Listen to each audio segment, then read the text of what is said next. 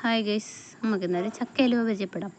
ഒരു പാൻ അടുപ്പത്ത് വെച്ച് അത് ചൂടായിട്ട് ഇത്തിരി നെയ്യും കൂടെ ഒഴിച്ച് നെയ്യ് നന്നായിട്ട് ചൂടായതിനു ശേഷം പിന്നെ ഒഴിച്ചു കൊടുത്തത് ചക്ക പേസ്റ്റാണ്. പഴുത്ത ചക്ക മിക്സിയിലിട്ട് അടിച്ച് അതാണ് ഇപ്പോൾ ഇത് ഒഴിച്ചു കൊടുത്തത്. അതിനകത്തോട്ട് പിന്നെ നന്നായിട്ട് തിളച്ച് വന്നപ്പം അതിനകത്ത് ഒന്നാം പാൽ ഒഴിച്ചു കൊടുത്തു, തേങ്ങാപ്പാൽ.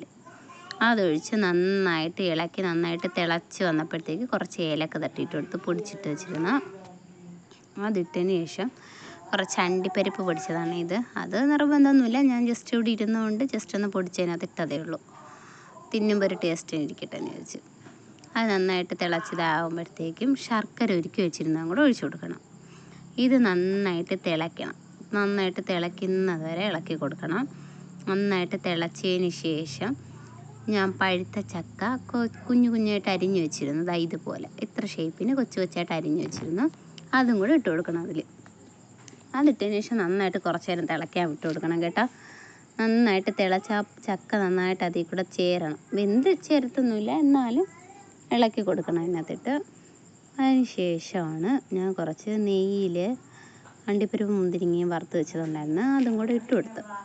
അതിന് ശേഷം ഒരു 3 ടേബിൾ സ്പൂൺ കോൺഫ്ലവർ പാലിനകത്ത്, പശുവും പാലിനകത്ത് കലക്കി വെച്ചിരുന്നു, അതും കൂടെ കലക്കി അതിനകത്ത് ഒഴിച്ചു കൊടുക്കണം.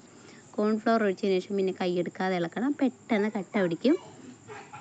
ആ പാത്രത്തിൽ നിന്ന് വിട്ട് വരുന്ന പരുവാകുമ്പോഴത്തേക്കും വേറൊരു പാത്രത്തിനകത്തോട്ട്, നിങ്ങൾക്ക് ഇഷ്ടമുള്ള പാത്രത്തിനകത്തോട്ടാക്കാം. ഞാൻ എന്താ ഇതുപോലെ ഒരു വട്ടത്തിലൊരു പാത്രത്തിനകത്തോട്ടാണ് ഒഴിച്ചത്. ഒഴിച്ചിട്ട് തട്ടി ലെവലാക്കി തണുക്കാൻ വിട്ട് കൊടുക്കണം. നന്നായിട്ട് തണുത്തതിന് ശേഷം മാത്രമേ കട്ട് ചെയ്തെടുക്കാവൂ. നമുക്കിഷ്ടമുള്ള ഷേപ്പിൽ കട്ട് ചെയ്തെടുക്കാം. ഞാനിതൊരു ഓവൽ ഷേപ്പ് കണക്കൊക്കെ, ഒരു കേക്കൊക്കെ കട്ട് ചെയ്തെടുക്കുന്ന ആ ഒരു ഷേപ്പാണല്ലോ, ആ ഒരു രീതിയിലൊക്കെ കട്ട് ചെയ്തെടുത്തത്. നല്ല സോഫ്റ്റായിട്ടിരുന്നത്, അടിപൊളി ടേസ്റ്റായിരുന്നു. തിന്നാർക്ക് കൊള്ളാമെന്നാണ് പറഞ്ഞത്. നിങ്ങൾ മസ്റ്റായിട്ട് ട്രൈ ചെയ്ത് നോക്കണം. വീഡിയോസൊക്കെ ഇഷ്ടപ്പെടുന്നെങ്കിൽ സബ്സ്ക്രൈബ് ചെയ്യണം. താങ്ക്